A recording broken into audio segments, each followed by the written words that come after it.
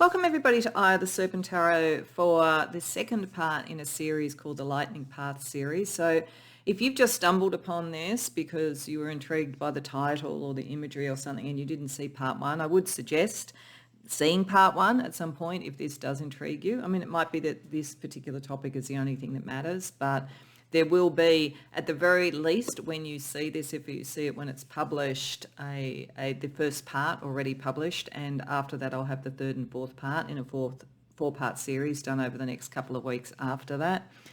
If you're seeing this at some later stage, they may already be together in a playlist on my channel called The Lightning Path. But for anybody who didn't see part one, what this basically is I was called to do a series that looked at the creation in a sense of your soul, your unique identity, your unique path, using these sort of symbolic and spiritual structure of the Kabbalah, which goes with the 10 Sephiroth from Kether, the divine consciousness, down to Malkuth, which is earth, and a kind of a schema of human personality as it reflects the divine personality, and through 4 different worlds of creations, hence the 4 parts, to show what your pure essence is and what you are here for and how you can, at your highest level and highest good, become the very best that you can be of you, which is all that any of us are required to be, because we're all ultimately equal, just very different. So the idea is self-knowledge being the most important thing, the biggest revelation you can have. So part one looked at the highest level of that, closest to the divine consciousness and the most abstract. There are 4 worlds of creation that the initial creation story was sort of like described in the Kabbalah, but it's also in a sense how the soul comes down into the earth. So this is the second world. This second world is called Beriah. It's the world of creation. It's effectively, the best way I would describe it is an intellectual paradigm. It's the suit or the element that it aligns to is air. And if I was to describe each in a way that hopefully might make sense, if you were an architect, well, not if you're an architect, if a cathedral, for instance, was going to be built, the part one really talked about the concept. We need a cathedral. You know, this is the initiating idea, the initiating urge, the initiating identity.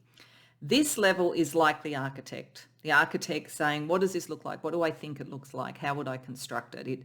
It is the paradigm of you. If you think about what a paradigm is, it's a sort of an idealized form of your beliefs, the way that you approach the world, what you think of the world, just how it seems to all work together for you, which will always be an approximation of what reality is. It's kind of a combination of our own intellect and our perceptions and so forth. But if you think of it in that way, like the architecture of you, then next episode, which will be in the world of formation, it's more like the architect has done their work, so then the builder creates something in terms of the shell of the thing and the interior decorating and all that kind of thing. And then the last stage, which is the full manifestation, is when people come to it, it is working as a cathedral, it is starting to manifest what it was meant to be. So that's my best way of describing the kind of process of creation. And so at this point, we're at that kind of intellectual paradigm. So what we're going to be looking at is the idea of you. So we've looked at the essence of you in a sense with part one. We're looking at the idea of you and how that plays out. And in terms of the Sephiroth that are touched in this particular part of it, we're talking about Beriah, which is the discipline and limitations on ourselves. So in an architectural thing, what makes it as a paradigm that is a cathedral and not an amusement park, for instance? What are the sort of structural limitations? But also Hesed, the sort of kindness and creative sort of energy that is, how do we make it as good a possible cathedral as possible? So it's what limitations are on you and what kindness and connection and compassion do you have with other people. Those are the 2 energies that create the idea of you in a kind of balanced manner at this stage. So that's what we're looking at. It's the realm of the spirit. So above that, the realm of the soul, this is like the realm of the spirit. It's the first sort of starting to differentiate in real terms from your kind of divine purpose into what you're going to manifest in the world. So that's what we're looking at in this particular reading. So what we're going to do is we're going to start with you choosing a pile. Now, I did say in the introduction to part 1 that it's up to you whether you stick with the pile all the way through. I did suggest that for the Soul Activation series. I'm sort of in two minds about this. I would say go with whatever you feel drawn to, but I would definitely say pick a major pile and each time, and then if you want to go to others, see them as secondary or supplementary, because this is a very distilled sort of process we're talking about. So I would definitely say, don't think, I'm going to just cherry pick off all 3 of these. Find the one that you feel most drawn to, then look at the other 2 if you want, but do it in that particular way. Just as an architect will go, okay, this is my major form that I'm going to do, but I might have a look at these other examples over here to sort of do something about, what the number of, rooms I'm going to have or whatever. I'm probably pushing that analogy too far, so I'll stop doing that. Now, the other thing that I said, because I did say do listen to the introduction if you can, is because I'm putting in a kind of homework for you to do in between watching each episode, because I was called to do that because I think it kind of embeds the energy for you and gives you a kind of a contemplative way to really make this yours as opposed to just a collective reading. So in part 1, I asked you to think about a melody, a piece of music, a lyric, or something like that, something in the musical realm that really encapsulated you in some way, or that you were very drawn to, or that had a very strong, almost formative energy for you. In this one, because we're in the realm of ideas, I'm going to ask you to look for either a poem or a paragraph in a piece of literature, or even an academic text potentially, something that really struck you when you read it, because I want ideas. So I'm thinking writing is really important here, as calling to your soul, calling to your spirit, calling to your belief structure, something that really resonates. It could be 1 or 2 lines of Shakespeare, or as I say, it could be a paragraph in a novel where there was an idea that was so true to you that you felt it was like a revelation. Something like that helps you draw to ideas that you really resonate to, because that's important for this energy. So I would suggest doing that after seeing this reading, and maybe just contemplating and reading that paragraph or that poem or the couple of lines in a poem or whatever it is each day until you see the next reading. Okay, so with that, let's get to the pile choice. So I'm using the Saints and Mystics deck as a kind of a conceptual framework of the idea of you. So this is just meant to be part of the energy that you might relate to. Interestingly enough, all 3 that came up when I shuffled were saints. It doesn't mean that you have to feel like you're a saint or that you have to believe in saints or the Christian religion or anything. It's more the energy. So see what you're drawn to. For pile number 1, we have St. Mary MacKillop talking about life lessons. For pile number 2, we have St. Valentine talking about divine love. And for pile number 3, we have St. Barbara talking about empowerment. So when you know what reading or readings you want to go to, the timestamps are in the description box below, and I'll see you there. Welcome, pile 1, to your reading. So for this, and I'm doing slightly different things with each of the series here. Instead of, there's only 2 Sephiroth that we're looking at in this particular reading. We're looking at Kether, which is about, as I was saying in the introduction, the sort of limitations, discipline, self-discipline, all that kind of thing that we put on ourselves to have the right idea of ourselves, to be in sort of right practice and the right use of power and all of those kinds of things. And Hesed, which is kindness and sort of connection emotionally, that kind of thing. So what I wanted to do was I wanted to firstly look at an energy that sort of combined the 2 as the idea of you, something about the idea of your life. And then for each of these, I was looking at an astrological principle, and it was going to be either the South Node or the North Node. In your case, we have the South Node for Kether, we have the North Node for Hesed.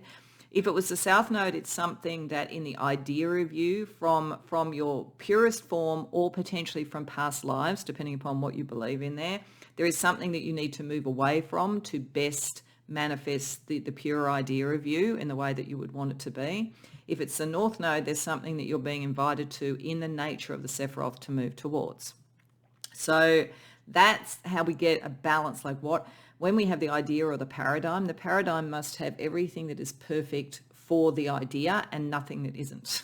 That's why I say, or I said in the introduction, that the paradigm kind of exists as a pure form. Life is not that pure. Life is messy.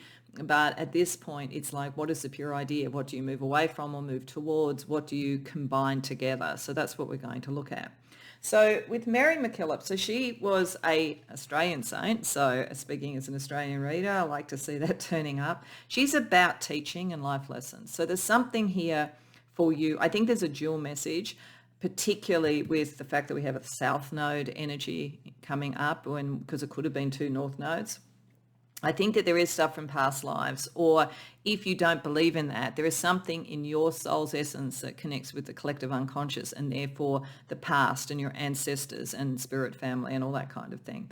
But either way, there is something about the past and understanding and integrating that for whatever your purpose is in this incarnation, in this life, and what you would teach others, and also what you seek to learn from life as well. Now, I feel really drawn to looking at the text, the original text of this particular deck, here to talk about 3 different elements of how the paradigm would operate for you using Mary MacKillop. And that's the emotional, the spiritual, and the conscious, because we do have all those elements in the idea of us. In a paradigm, it has all those sort of ideas. So as a distillation for you, the emotional energy of St. Mary MacKillop links the higher mind together with the heart to pull your passions back to their simplest and clearest core. So there is a sense here that the paradigm must be simple, it must be pure, and it must be heart-centered. So that's the first part of the idea of you. Now, we will always fall short of the idea, so don't beat yourself up if you don't always do that, but that's the kind of essence of the paradigm, your original paradigm coming down into the world. Spiritually, she brings to light the divine soul's purpose, manifesting into the world while releasing and cleansing energy toxins of emotional trauma held in our bodies from past events. So there is definitely, as I say, over here, something with the South Node coming up about this idea of you this time was to clear out energy, yours or others, that takes away from the heart and from the soul's purpose.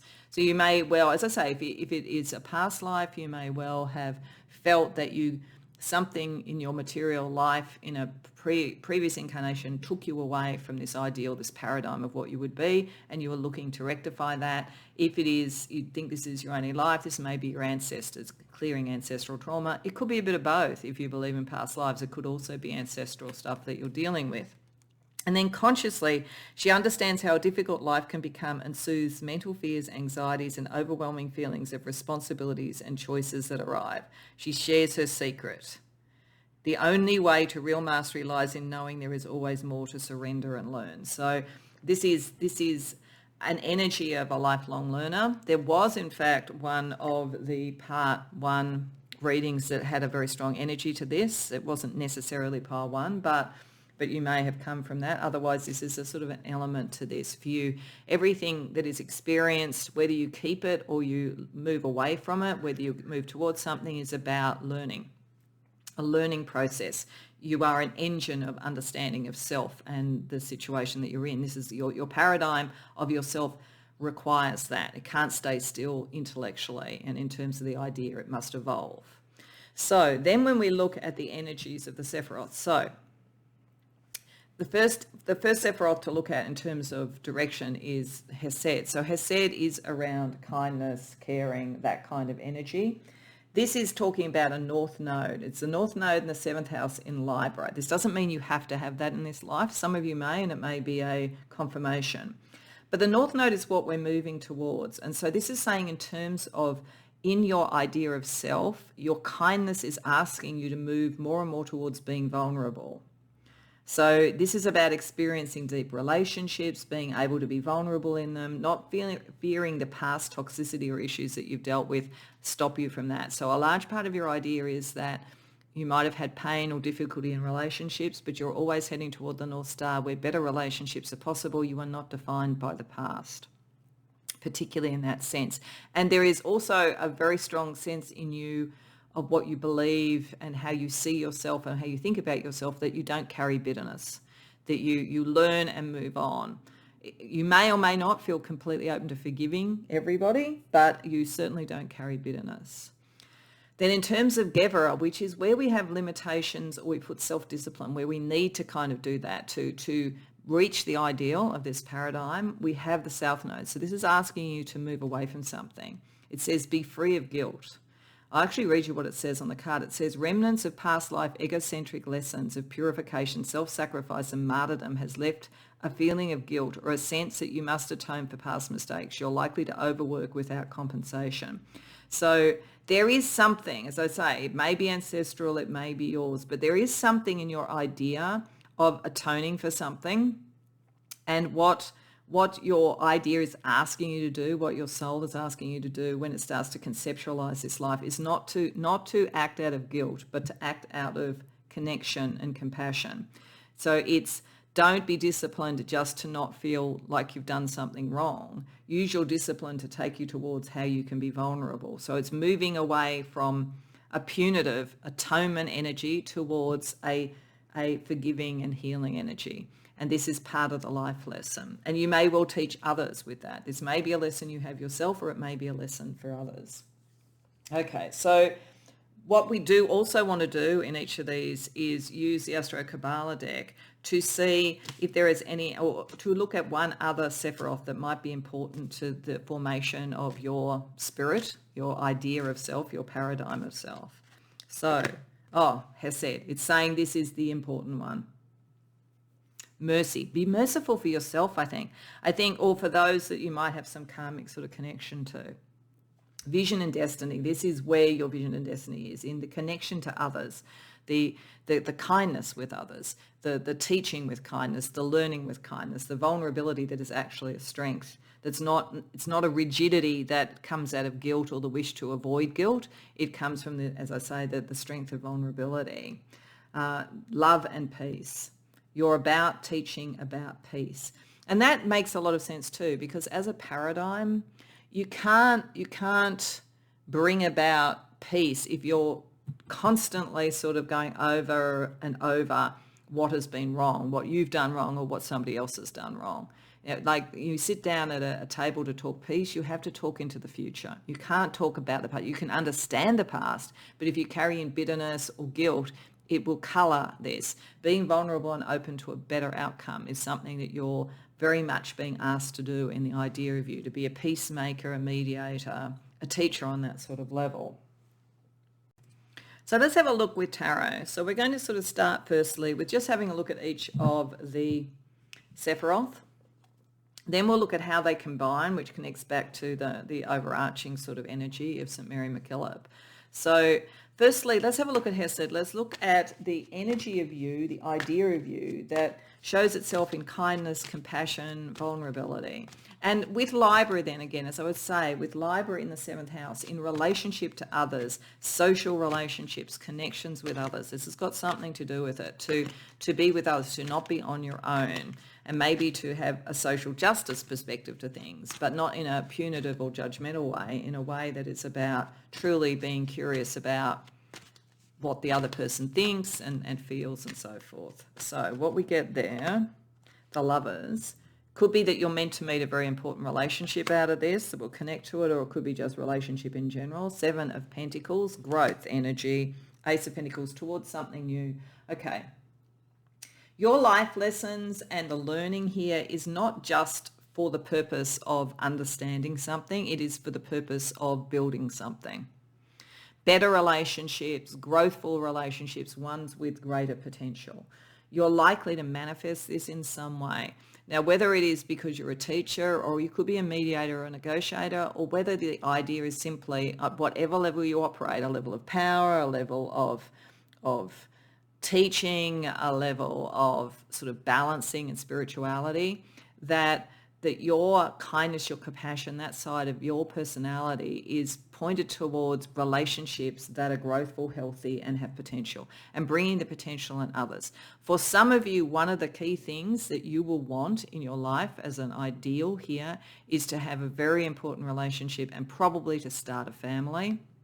It doesn't have to be that, but it will be for some of you, that the relationship here and the growth of that creates other life, that's part of what you want to do. I think it's one of the reasons why I was feeling there's almost an ancestral thing here too. For some of you, you are here to mend and fix ancestral karma and that kind of thing. And that's part of the idea of you. You know that's what you're bringing your lessons and your understanding to, is that. But for others, it may be to create better environments, better material outcomes, organisations, whatever it might be, community groups that help with moving towards the sort of capacity to care for others. Now, in terms of the discipline that you have to bring to it, apart from letting go of the past so that you're not carrying that in, so that you're, as I say, being future focused, what else can you do? What kind of disciplines really are important for you to create the right idea of self? King of Swords, Six of Cups reversed, the Empress. Wow. Okay. For some of you, there is a very strong sense of children, family. There is definitely a family aspect for some of you. For others, it's creating something, a new social group, a new way of understanding fairness and so forth. It's definitely not, though, the past. It's again saying you let go of the past. The biggest challenge for you in your idea will be to let go of the past and to not feel that you're always atoning. That like there's actually an invitation here that you've cleared the energy more than you're thinking.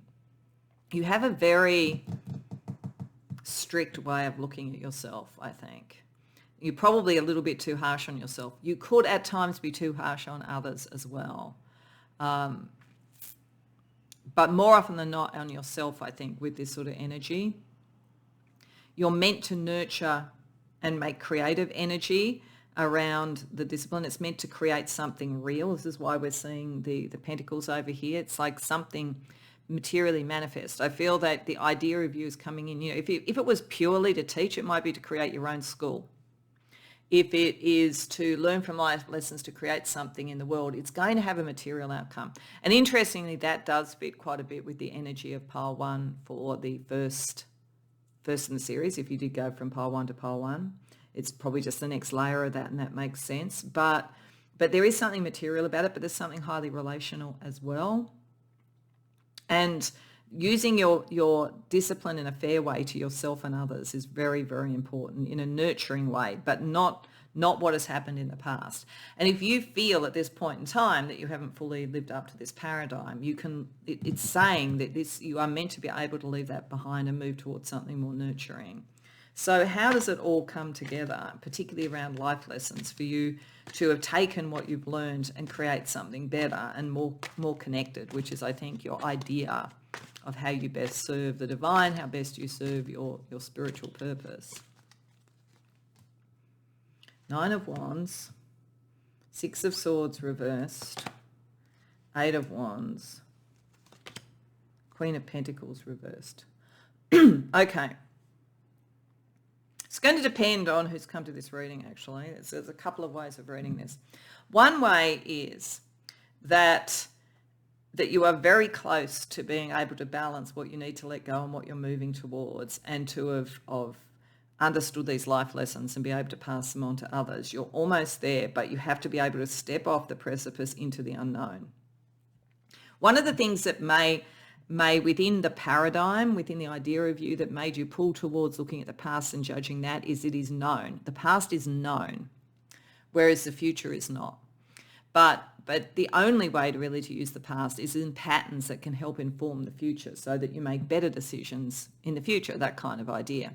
So this is using the past as a pattern base to allow you to step into the unknown. That will allow a lot of free energy and free you up. It will also detach you from any past material energies that are not serving the freedom of the mind. There's a great freedom of mind aspect to all of this. Like, it should be about the purest thought and the connection to others, not about some sort of like rigid regime. For others, it could be that that you are caught at the moment, the difference or the issue between, you know, where you are at the moment in the world and doing your manifestation of what you want, and this is that you're caught in some sort of material thing at the moment that has done its time, and you have to free yourself from it. You're closer than you think, but you're worried about, what do I replace it with? And if that's the case, it's saying, like, if you're trying to sort of say, well, who am I now? Because that's what it really comes down to. If you relate to that second thing, you feel stuck where you are, but you also don't know where to step off to do the other thing. Then if you are saying, I feel out of touch with the me that was learning and building, I feel kind of stuck in something that's not right for me anymore, then the question to ask yourself is, how do you make yourself more vulnerable and connected to others? Because without running a risk of the past. So it's like understanding the past, letting it go, but keeping the lessons, the life lessons, to be able to then feel comfortable and letting go of what isn't working for you. So this is as I say, the lifelong learner. It's an evolutionary energy, but it has a very, very practical aspect for you. You wouldn't be coming into the world with the idea of just contemplating a navel. You're coming in to create something and to fix what you might have created in the past that you weren't happy with, or stuff that was, as I say, family oriented. There could be, ancestral stuff associated with this as well. So let's use the Tarot of Magical Correspondences and just see if there's any other sort of Sephirotic connections that are important for the idea of you. So we have the Princess of Cups, the heart, which is connected to Malkuth. What you are meant to manifest in this world, ultimately, it connects to relationship, it connects to heart. And for some of you, it's a child. I do think for some of you, you are part of an important lineage, or you are going to create with a partner an important lineage. That's kind of like almost cuts off the past that was difficult or wrong or wasn't aligned to the pure self, and creates something that is more in that space. So for some of you, this is a message along those lines. But if it's not about children, if that doesn't fit with your life at this point, this is about the heart. This is about getting back to the heart as the way you decide what you want to do in the world. The world must be heart-centered. This sort of feels with Gebra around the sort of sense of with the Virgo, with analysing everything and being in your head and looking for sort of how you integrate things. That, as I say, it's a little bit too harsh. It's a little bit too much in the head. It is grounded with Virgo because it's an earth sign, but Virgo is often, it needs to integrate. It often feels fragmented. It often overanalyzes and all that sort of thing. So this is definitely saying the heart is the way to move forward. It's the key message for what you're meant to manifest. And we have the Four of Wands, which is Hesed again. Yeah, Hesed is very important to you. You need to be kinder to yourself, possibly kinder to others. If you've been a little bit, this is the pure idea and everything must be done right, then you need to go more into the Empress energy and less into the King of Swords. That might be part of it. It might have been something you learned in childhood, actually. You might have learned that everybody had to make things right. You had to be doing things right, that kind of thing. This is meant to connect with other people too, with the Four of Wands. Good teams, good communities, good families, all of that kind of thing. So that's the real key for you. That's why the North Node turned up there as opposed to the South Node. Okay. So what I want to do at each of these levels is get messages for you from the archangels that are connected with the Sephiroth. So as I say, we have Gebra, and the archangel connected to that Sephiroth is Shamael, which is really nice because she is all about the heart, and you're in probably one of the most strict of the Sephiroth, that heart energy is there, and you're very connected to that with the Princess of Cups being there. And then we have the archangel for Hesed, which is Zadkiel.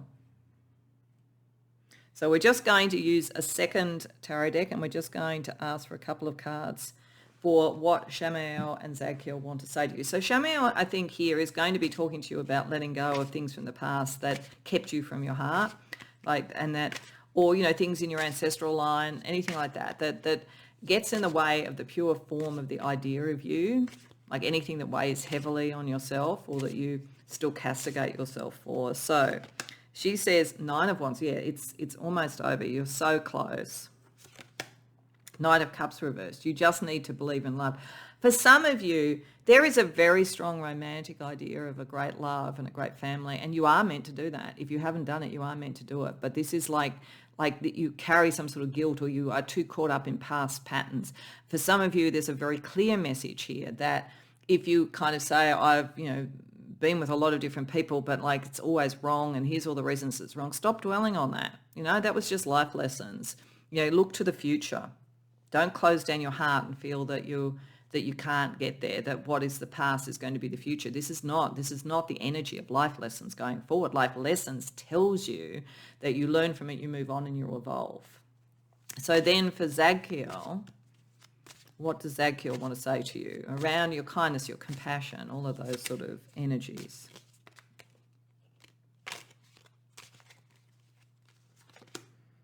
Temperance.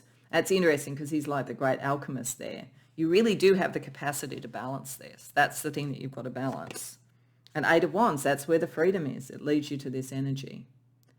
Knowing that you can bring things into balance, knowing that you have life lessons, knowing that you can always draw on that to understand something rather than be driven by it, allows you to move forward without knowing what the next step is, to have faith, to just be able to be a bit like the Fool in the tarot and take the step off the cliff knowing you're going to be okay because you have enough life lessons, and everything that you experience, if with an open heart and vulnerable, will add to that in a positive way. That's part of the idea of you, is to be able to do that, to move us forward and create something new rather than be encapsulated just by our past.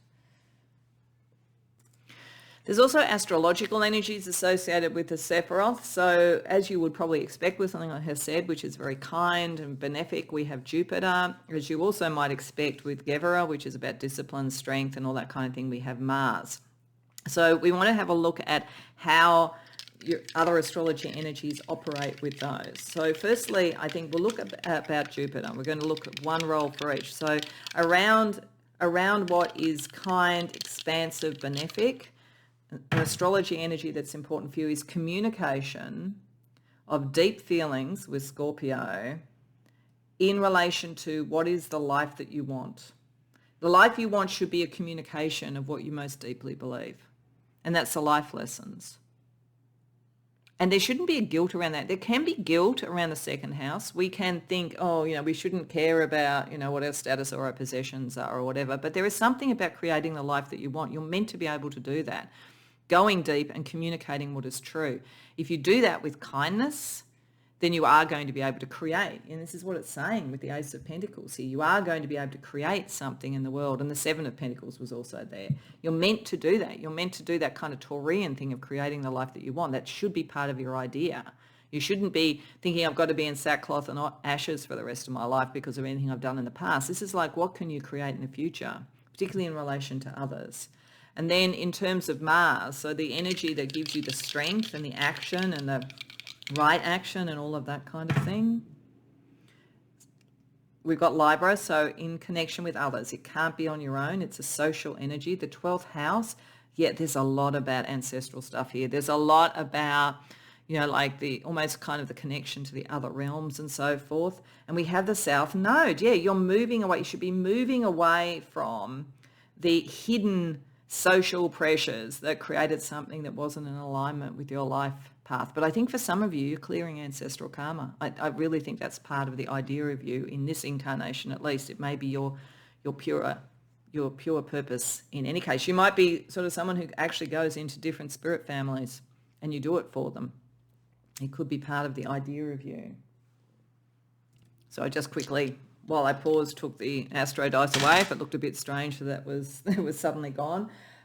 Two other things we want to do in this. One is we need to have a look at other angelic energy, both positive and challenging, angelic and demonic, but not literally in the sense of demons being around, but more personality aspects that would help you. We'll do one for Hesed and one for Gebera, for those two different elements around the idea of you, the kindness and expansion energy, the structure, limitation energy, all those things that create the paradigm or the idea of you. So let's see what we get there. So when we're looking about the expansion and the kindness and going into the future energy for you, we have Mahasaya, rectification. That's interesting. That turned up in the first reading for one of the piles. I can't remember which. So there is a sort of sense here that you can rectify the past by enacting this sort of energy. The challenge with Marbus is unrestrained living. So for you, there is an expansion here to be kinder to yourself, to start something new, to connect with others. The beautiful way of doing that is to rectify and let go of the past so that you can move towards something that really does enact the life lessons. The issue could be if you suddenly go, I'm going to leave all that behind, is something going, I don't have to have any limitations. We've got the South Node over here. There is a risk that your idea could say, I'm not about the limitations, I'm about the expansion. And that would be a bit like having Jupiter on overload, where suddenly you actually kind of create a whole bunch of other stuff you're going to have to deal with because you're expanding too much without a sense of sort of structure and discipline around it as well. So it is saying use the kindness and the connection with others to rectify anything in the past you want to let go of, but don't think that's a license to do anything, because then you just create more that your soul's going to worry about later. Then when we look at the limitation, the structure, the discipline, what kind of within the architecture or the idea of you creates almost the sort of like the boundaries and the sort of shape of you. We have IEL, which is transformation. So yes, you are meant to be transforming some of this, going to the heart, moving away from what is difficult, and transforming, releasing, energies from ancestral stuff, all of that kind of thing. The challenge is amdosius, making mistakes. You worry about making mistakes. This is the thing. The thing about life lessons is the idea of you is not to kind of give yourself a hard time. I made this mistake. In fact, it's the wrong way to look at it. It's a bit like having regrets. You never know what would have been the other thing if you had taken the other choice. So if you make a mistake, even that, you don't know what would happen. You might have thought, oh, well, the other thing's right, and you did that, and it would just have a different outcome that wasn't good. So I think that this is understanding that this was all a point of transformation and part of the life lessons, really owning that and knowing that it's important. It's important to have like limitations and structure to help you make the right decisions and transform the way you like, but not as a way to just bash yourself over the head if you feel that you've made a mistake. So on this side, you can be too self-critical, and on this side, you can be too little self-critical. So getting that idea of yourself balanced is the important thing. Okay, so I want to finish up with a card that takes you into the next reading. So the next reading gets really interesting. This is the kind of like conceptual framework of you, the idea of you. The next reading is in what is called the world of formation or forms, and it's really where the psychology of you comes into being. So we've had a bit of this all the way through, but it's where it really comes into being. So I feel like a good deck to give us a sense about what we might be looking at there is the Greek mythos deck, because I feel that the Greek pantheon or the Roman pantheon, either of them, were very good at showing big psychological energies that are operating. So this is just to give you a sense of the sort of energy that you could be looking at in one form or another when we look at the formation of you, just before it's sort of the incarnation, the formation of your psychology. So for you, oops. That's interesting. This one flew out, so I'm going to do it. Hephaestus, and it fits. I'm going to do it because it fits. Hephaestus is all about skill. It's all about bringing your abilities, your lessons, your skills, all of that kind of thing into being. So you are a highly skilled person. You've learned a lot. There's a lot of skill that you bring in there. But there's also a kind of an element of self-denial that operates with Hephaestus, or not feeling good enough. And this is this energy. This is why this is meant to go away, because you're meant to find love, connection, all of those sort of things.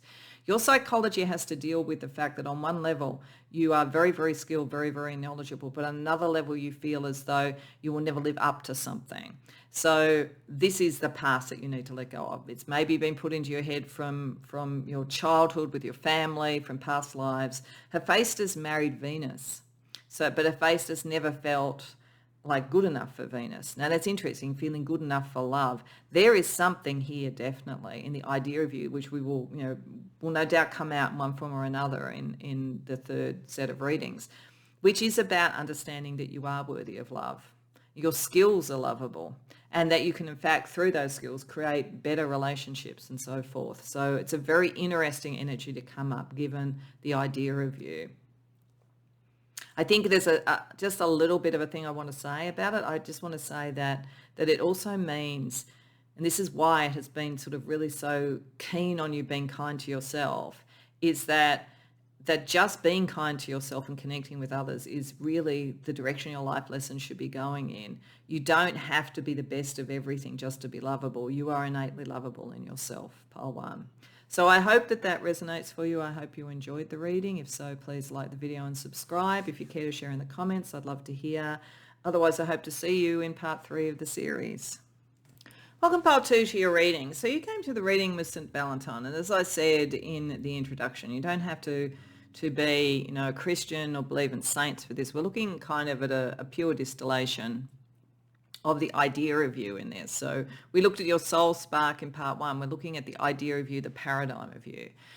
By coming to St. Valentine, there is a very core part of the idea of you, your idealized self, your idealized paradigm, that is about love. It's about service to others, because St. Valentine was very dedicated to others and the caring of others, but he also triggered, Valentine's Day, a concept around love and so forth. So there's something very much about love and relationship for you around your idea of what you want to bring in. It doesn't matter what you do in your life. It doesn't matter what your original soul spark was. For you, the idea of manifesting that in the world, the idealized version of it, is about love in one form or another. And it's interesting here because what I wanted to do is I used astrology cards here that have like either the South Node or the North Node, like they have either.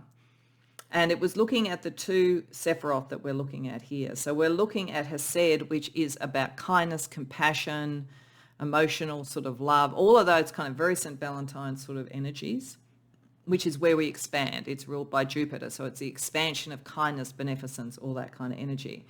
And then we have Beriah, which is ruled by Mars, and that's where we have to have discipline and where our actions have to align with what we do. This is where we have a structure and a limitation and a self-discipline around what we do. And what I asked Spirit for here was to know, in regard to these two Sephiroth, in you creating the idea of yourself in its most pure form, are you moving towards something in that particular Sephiroth, or are you moving away from it? So with the South Node, that is our past. It's what we're moving away from. So this is actually saying to you that the idea of you now, the thing that to be true to yourself and to be really truly who you are meant to move a bit away from being of service. You have the South Node in the 12th house in Pisces. There's a sort of an energy that you have been everything to everyone. And so this is an idea of going more towards yourself and more towards what is within your world and away from that which is everybody else centered. It says your past life focus on dissolution of ego and oneness likely caused you to live as a hermit or a shaman. You tend to escape into your mind, to fall into victimhood or seek a savior if your previous life was particularly difficult. So whether it's a past life or whether it's earlier in this life, there's a kind of discipline that you took on that said, I can only have an idea of myself that is in service to others and never for myself. And you're being asked, with love and with heart, to move away from that it's too limiting. You've limited yourself too much. You're also being asked to move towards more around Hesed with the North Node. So that's what we're aiming towards. The 11th house, which suggests connection to other people, not being on your own. And in Aquarius, being quirky and being who you are and knowing it's okay to be who you are, to be different. It says be weird and own it. Like, who are you really? So it says you're highly unconventional, proud of it. You do not seek admiration, nor do you care if you're admired or not, which materially creates positive attention. So this is what you're meant to really own, who you are and how that connects, rather than just being of service to others. That you can expand in that form and be kind to others and compassionate because you come from love, your idea is of love, but it's like you're meant to break the mold a bit and be a bit different and be a bit of an iconoclast and find love in that way, rather than a kind of either very sort of hermetic, spiritual, denied energy, or one that is just about what do I do for others as opposed to what am I asking for myself. So this is an idea about shifting love and what love is for you and how you manifest it in the world. So that's an important thing in terms of, and if you connect that back to whatever your core essence was from part one, this is like the idea of doing whatever that has something to do with love, something to do with relationship and with expanding what is different about you and being true to that and owning that in some way. For some of you, this might be about things like, gender identity and that kind of thing. It doesn't matter what it is. It could be being very different in the way that you want to love compared to the culture that you came up in. But that's part of the idea, and being more about true to who you are and and yourself in some way. So we also want to have a look and see if there is another Sephiroth that is important, or if either of those are particularly important to you in terms of forming the idea of you, part 2. Malkuth, it's like what you manifest in the world. This is not, for you, love and the idea of you is not some abstract thing. It is what you do in the world. I actually really like that. I tend to believe that we are what we do, and I think that you see and know that and would live by that.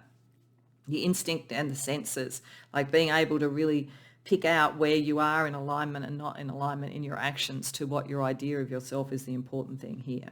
There's a quote that says, the longer the roots of the tree penetrate beneath the soil, the taller and wider that the tree will grow. This is a key to stability.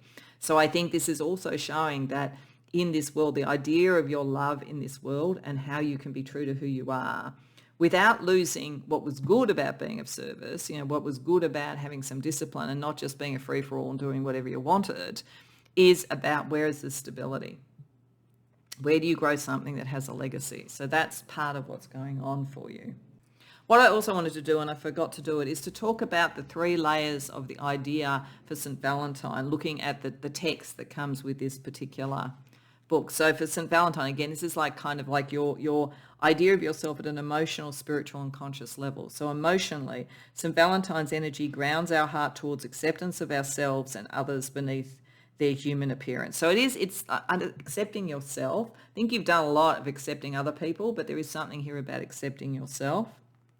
Spiritually, it governs the root, sacral and solar plexus chakras, but the energy can activate all the chakras and increase our ability to vibrate energy at a faster rate to help us love beyond judgment. So yeah, this beyond judgment of self, beyond judgment of others. You've kind of mastered it beyond judgment of others. You've overdone that, to be honest. It's now also love of self. And then consciously, St. Valentine teaches us to be present, take advantage of opportunities, to remember our faith in the universal divine and recognize that every moment of fear is an opportunity to bring courage to the surface. So yeah, this is the courage to be who you are. That's what this is all about in this particular incarnation for you.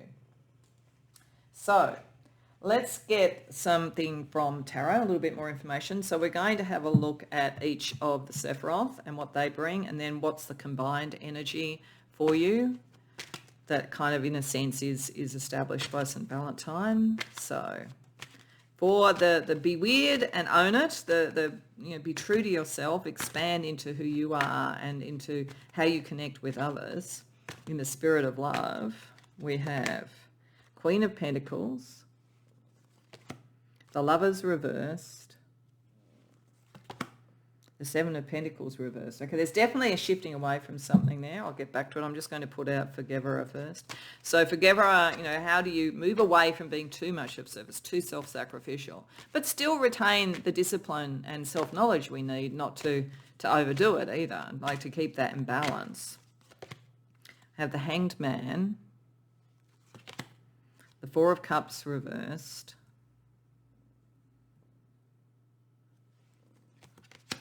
the Hierophant reversed. Okay. So you're definitely meant to create some new thing in the world. This is why we've seen Malkuth. This is you're meant to stand in your own strength and the truth of who you are and what you would commit to. This is telling you, do not commit to relationships and connections that you would not naturally commit to. There is actually some bad relationships, or not necessarily bad might be too harsh, but relationships that are not growthful for you, you should move away from.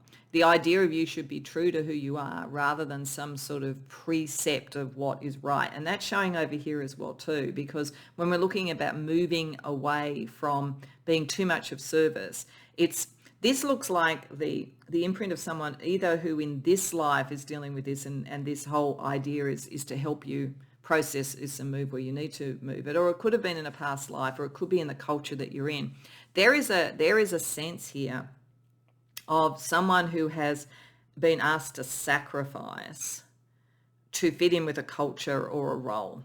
So a good example of this could be sort of someone who is a daughter in a family where there is a kind of a patriarchal view that it's the sons that go out and make the money or whatever, and yet there are elderly parents and you need to look after them, and the daughter is expected to do that and give up her love and be of service to others, for instance. It's just an example. It doesn't have to be literally that, but I'm trying to sort of show you that that there's something in the idea of understanding that sacrificing for others all the time is not the right thing for you to do. Now, you need to look for what you can manifest for yourself rather than the dictates or the requirements of other people. You're very giving and very caring, and as a result, you're probably taken advantage of to some degree, or you need your idea of self to understand that so you get into balance. So moving away from thinking that service is some sort of like cultural thing that you have to do, sacrifice is necessary, like thinking about it differently, breaking an emotional block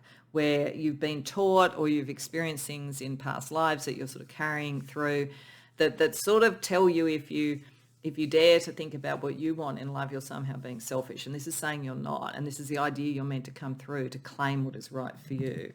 So let's see how that comes together, particularly with the St. Valentine energy.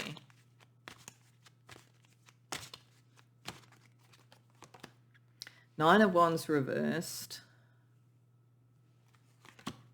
Six of Wands. Seven of Cups reversed. Five of Swords. Okay, yeah. It's pretty clear. There's something, it could be in the situation you're in at the moment, and this is why it's showing up around the idea of you that you need to be aware, part of the idea of you and your paradigm of you that you need to be aware of now to fully manifest what you're meant to do, or it could be a past life thing. But there is a kind of dealing with prickly people, and you're meant to be able to move beyond that, to be victorious beyond the prickly responses of others who want things of you and will tell you that that's the way to be spiritual.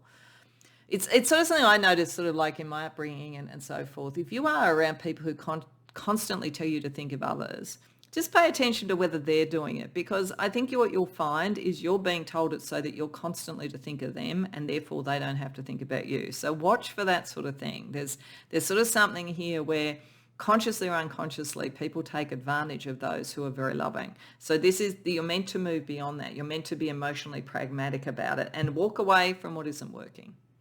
You have a really good idea of what it would be to be yourself and to love others and to have service of others in the right proportion, but you've been pulled a lot in the other direction. So this is asking you at that kind of paradigm level to think about what is the true idea and ideal that you would want in that space.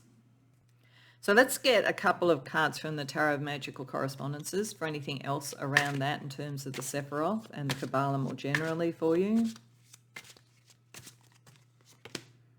Princess of Wands. Yeah, this is like you're meant to kind of go into what you would be passionate about and to do that and make it in the world. The princesses are all about what you manifest in the world. So you are meant to manifest your sense of passion and what that is to you. That's the very similar energy to the North Node in the 11th house there in Aquarius.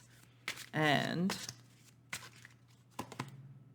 Malkuth again. This is all what you do in this world. You've got 2 pages here. What do you want to manifest? What type of relationship and passion do you want to manifest? That's what it's really talking about. I feel like you've done a lot of lives where you've been like a spiritual sort of person, or you've been very self-sacrificial or very hermit-like or whatever. You're meant to manifest something that is passionate and real in this world this time around. And your heart, to almost reopen your heart, because I think it's kind of been overburdened, Pile 2.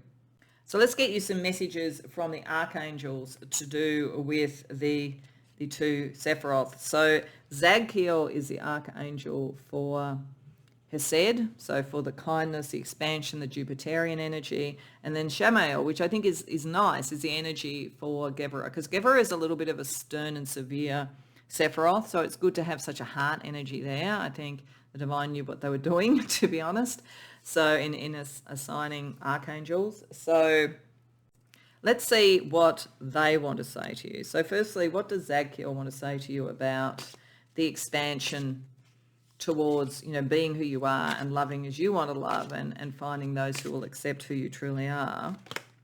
The lovers, yeah, you're meant to have love, a good relationship.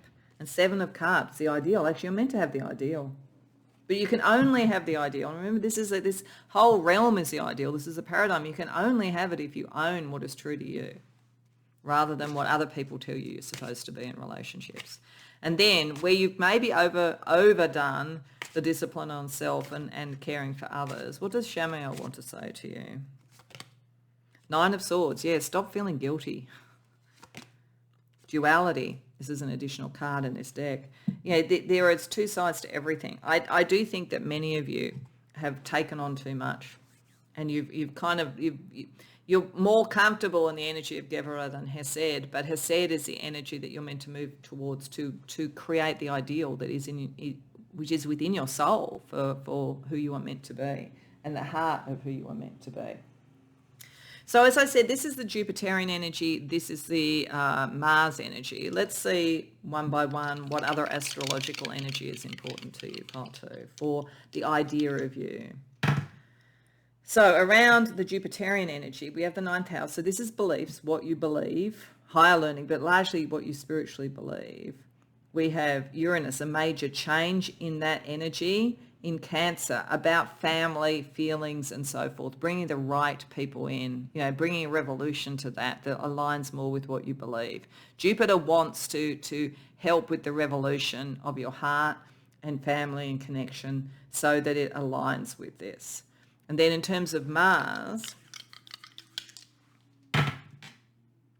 we have Saturn. Okay, so Mars knows that you've got this very Saturnian sort of structure around things, but with Leo, it wants you to be more about you and a bit more this quirky energy over here, a bit more sort of fiery and connect to others.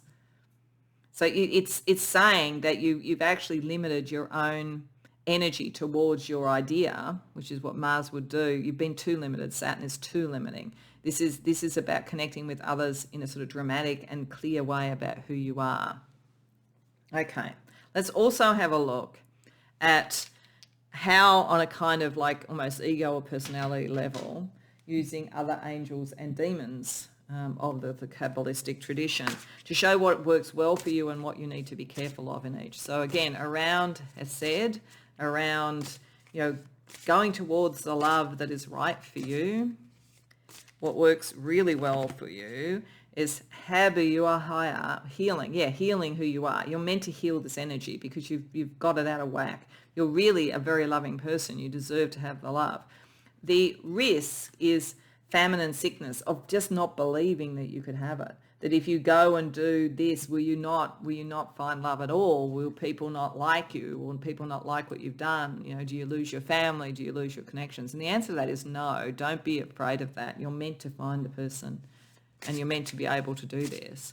Then over where you've kind of almost overcompensated by being very much about other people.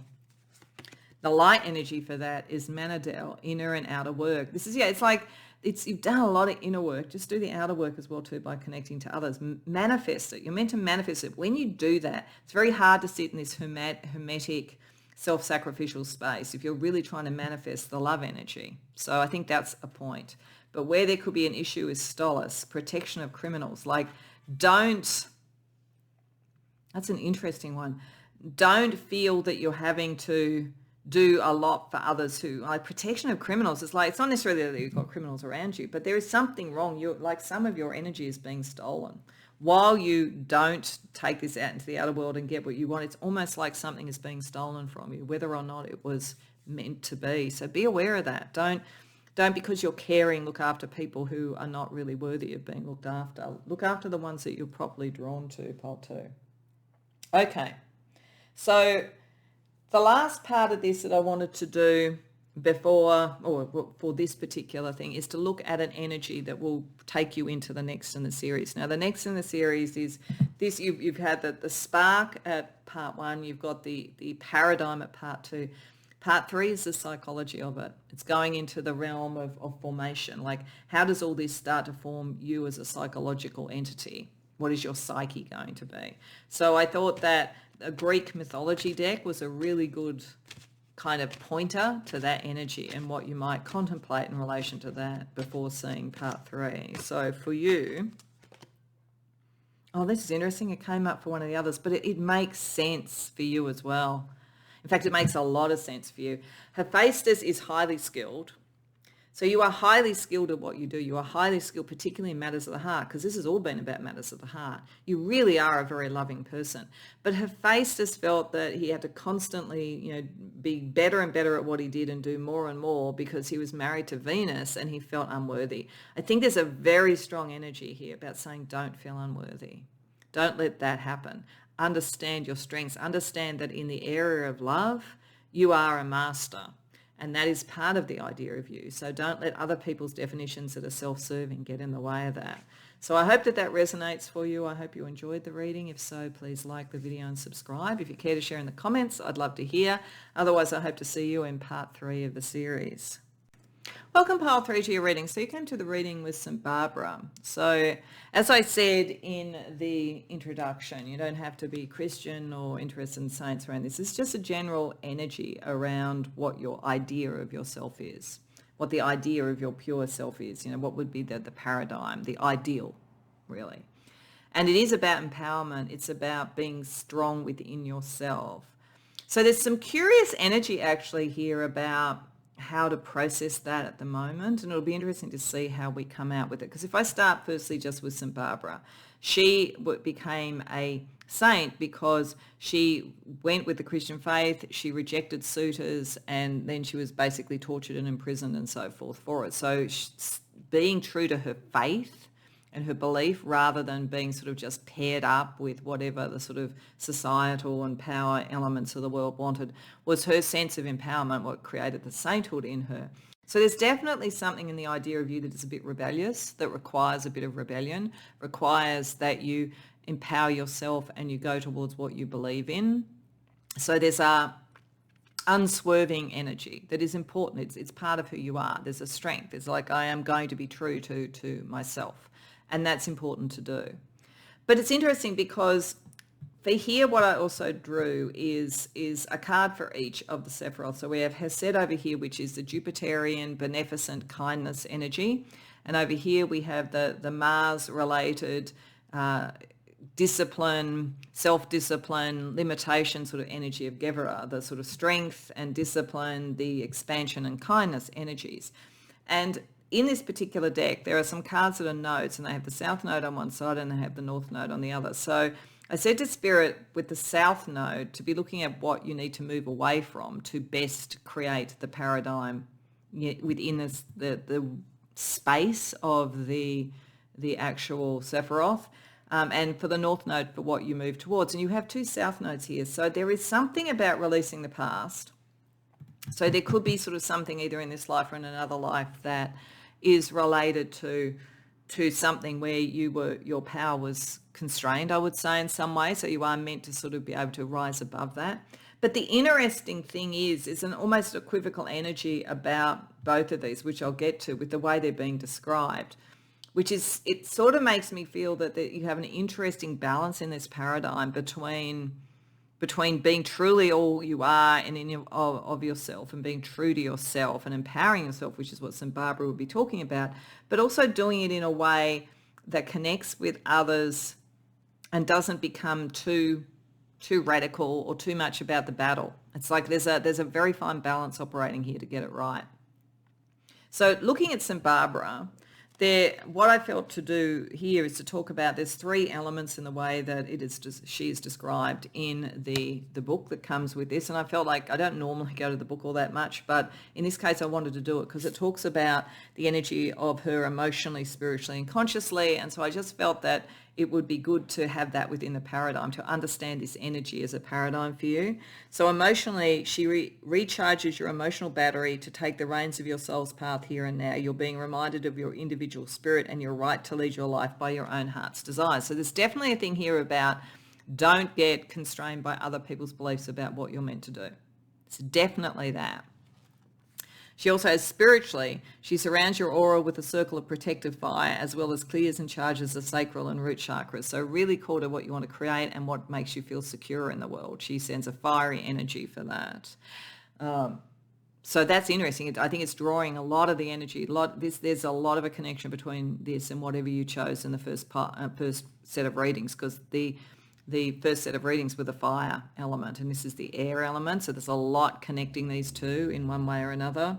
And then consciously, you are being sent confident courage to step forward onto new paths and to begin meditations to help silence negative habits and conditioning of the mind, including those that were created in childhood.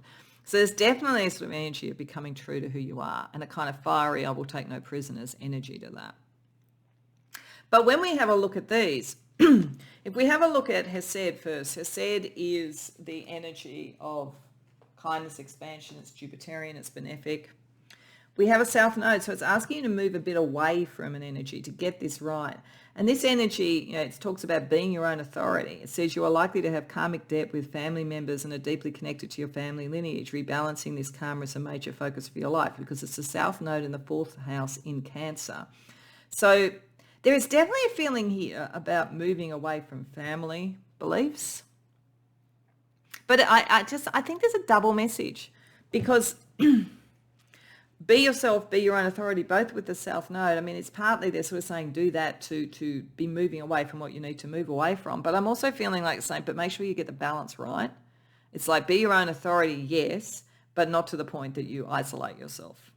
But if there are things, patterns or whatever in where your authority has been held in before, it is important in the idea of yourself to clear that energy. There's some karmic energy to clear because you are, you have the sort of fiery compassion and love and all that kind of thing that's meant to come through. But it's interesting. I think you're on a bit of a tightrope. It's like, don't let other people tell you what to do, but don't isolate yourself. I think this is what this message is. Because we have a similar thing here with the South Node over here. So when we're talking about where you've restricted yourself too much, South Node, 11th house in Aquarius, that on one level is talking about moving away from what is quirky or yourself. But it says here, be yourself. It says your natural inclination is to avoid the spotlight in favour of being part of a group. You are likely to sacrifice personal quests in favour of group projects to avoid having to learn the lessons of individuation. So on one level, it seems to be saying over here, be your own authority, move away from others. Over here, it seems to be don't move so far away from others. And to me, the South Node in the 11th house in Aquarius, if you're moving away from that, you're moving away from, the group to some degree. That is true. But it's saying you're moving away from being yourself. So I think there's a really interesting balance for you. That's what I'm sort of getting from it. You're powerful enough to do it. Your idea of yourself is strong enough to do it. But this point, the nuancing it for you is to work out really where your power begins and ends with other people. And there's a good prototype to understand what's happened in your family because there was a lot of heart connection there. But there's also something to learn from what's happening with others as well. So I think the idea of you is getting that balance right. Being able to be yourself within family and groups, but also being able to be part of family and groups when it's necessary. So it's of all of the ones in this reading, it's the most equivocal when I look at this. It's sort of asking you to tread a very fine line. So let's see what other Sephiroth might be important to this.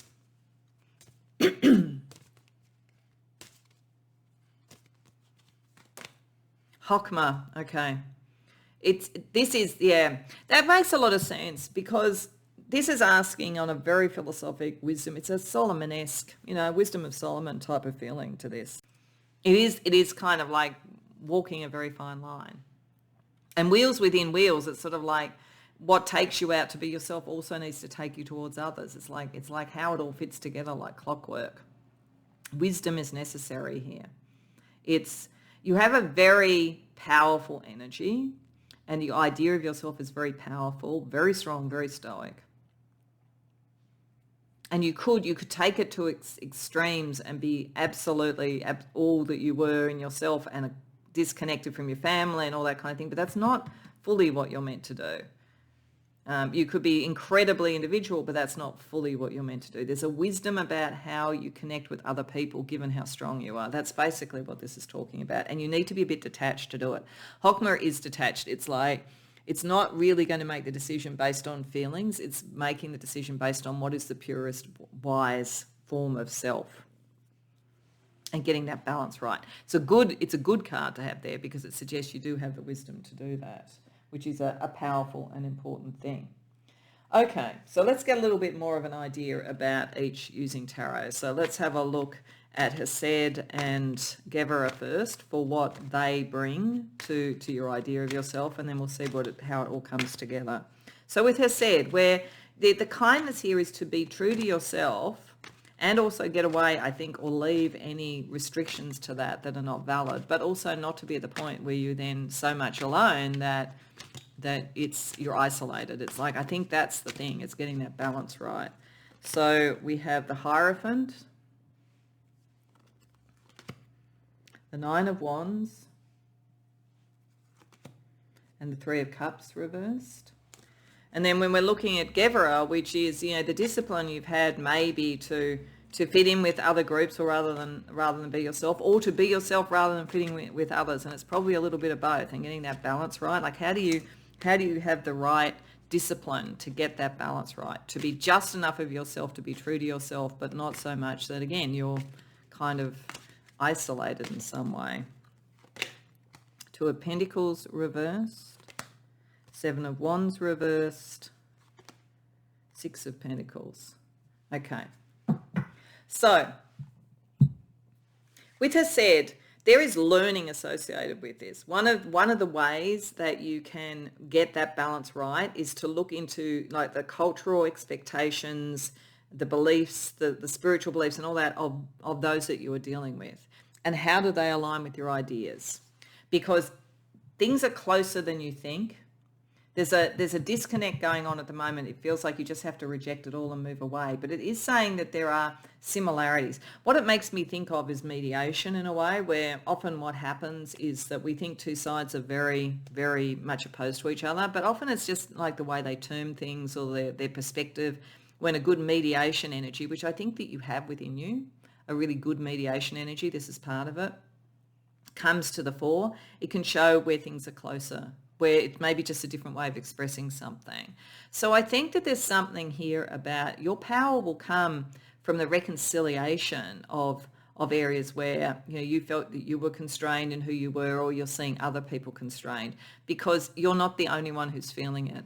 And you have this sort of wisdom to be able to see that and understand that.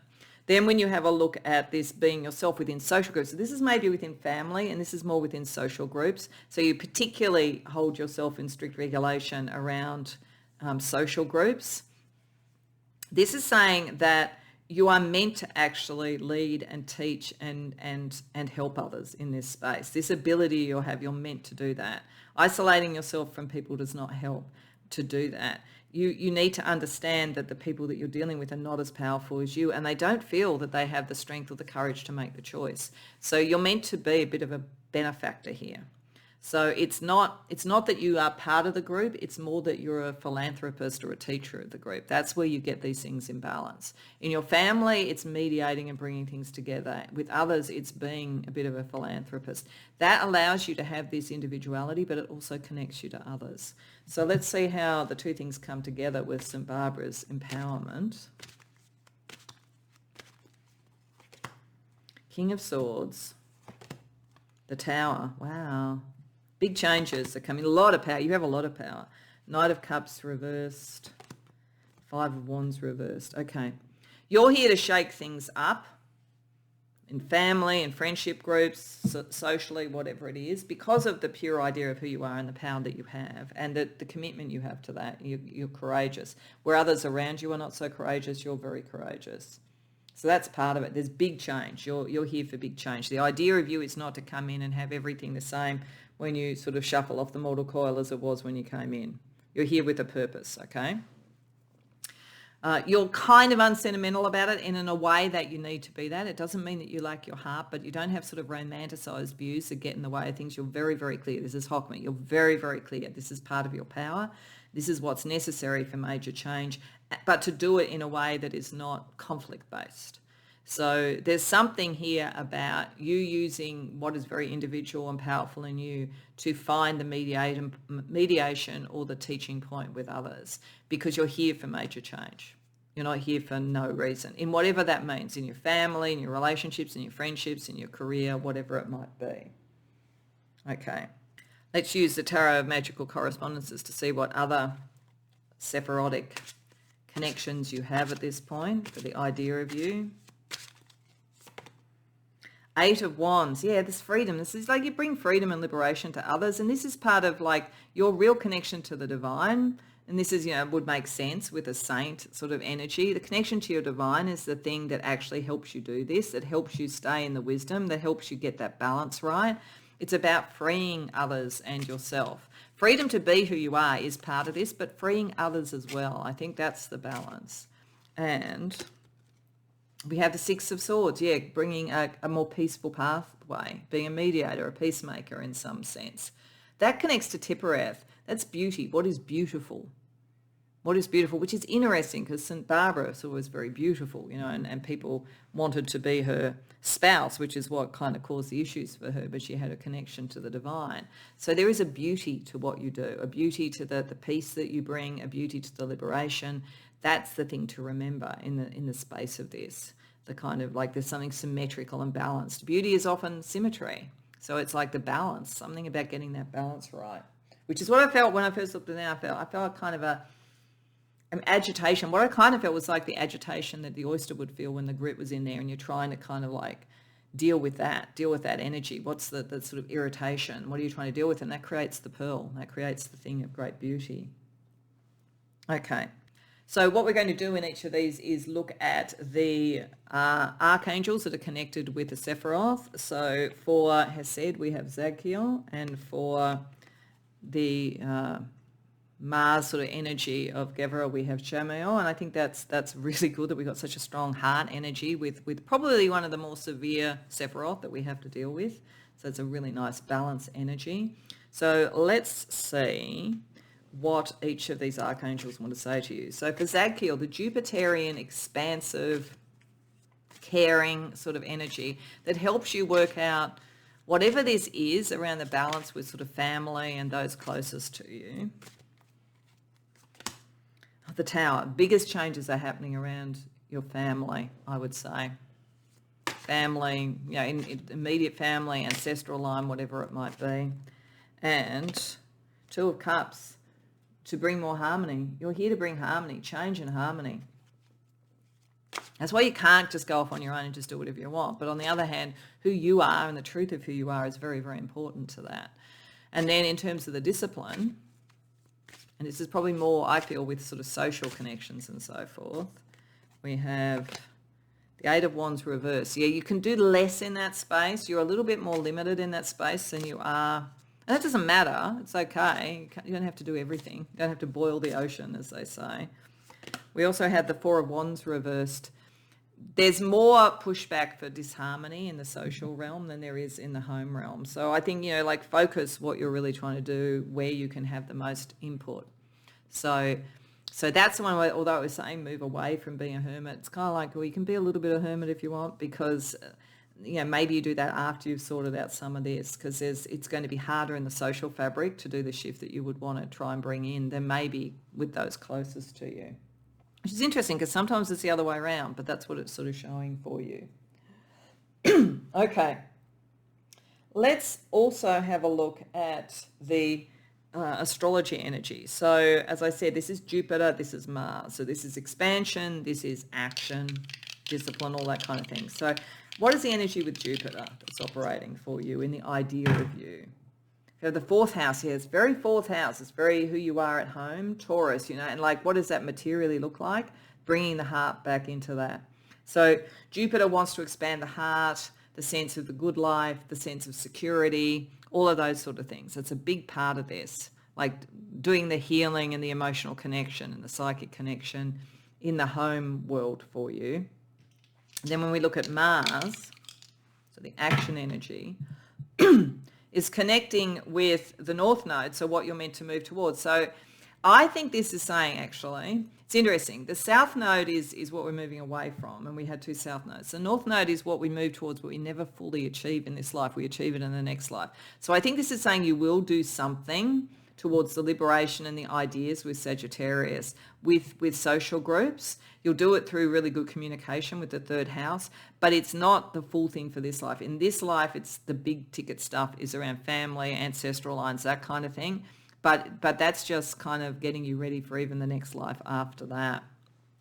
All right, so let's also have a look at the other sort of angels and sort of demon energy around this for you. So just psychological energy this really is. It's not really about demons or anything. So we're going to look at what is working well, the side of the angels with the Jupiterian family healing love energy here, and then also the same thing, and what isn't working, what could be a risk for you, and similarly over here for dealing with the sort of more social side of things. So around family. Okay, we have Habihaya. I might not pronounce these correctly. This is healing. There's a lot of healing energy that can happen with family and so forth here. Belial, famine and sickness. You may be afraid that you could be cast out or suffer for this, just as St. Barbara did. But I think this is sort of saying you have the wisdom to be able to do this, and you'll have some really big breakthroughs.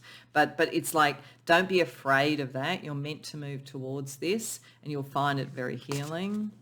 And then in relation to Shamael, so in relation to the Gebera and the Martian energy and all of that kind of thing around the social aspect, we have Aihiua, submission to a higher order. So I think this is, you know, that there is a bigger ticket thing here, but I do think it's a longer through a number of incarnations, and it's like the group or the social group that you would submit to is connected divinely, not just socially. But we also have rebellion. So one of the things for you may be that you may actually, there might be for some of you a block that's put in your sort of issues around sort of like social groups, if one of them is actually connected to a higher order thing that you are meant to be connected to. So you might find there's a block on the amount of rebellion that you can do around that, but it is towards your good if that's the case. Okay, so what I want to finish up with is a card from the Greek mythos deck, and the reason for that is that in these stages, we've gone through the divine spark in part one. We've now gone through the paradigm of the thought of you, the idea of you. The next layer is the layer of form, and it's kind of the psyche. It's like when it becomes psychological. It's almost like you form from this pure idea into a psychology that has all the various elements that we have as a psychological being. And then after that, we have the manifestation. So I felt that the Greek mythos deck would give a sense of the psyche energy that you're meant to be kind of like looking at in the next reading. So for you, we get, wow, the Minotaur. You are very powerful. This is going to ask you to look into that power. It's probably why right from the beginning this felt like the most equivocal thing. What is the labyrinth? What is the complexity of this? How does this play out? And with a very powerful energy, how does that play out? And do you scare people a bit? Do you scare yourself a little bit? Is there a kind of a fear of looking at the psychology as well when you're this powerful, but it's like you're being drawn in a number of different directions? What does power mean to you? I think that's what we're really going to be looking at in the next reading.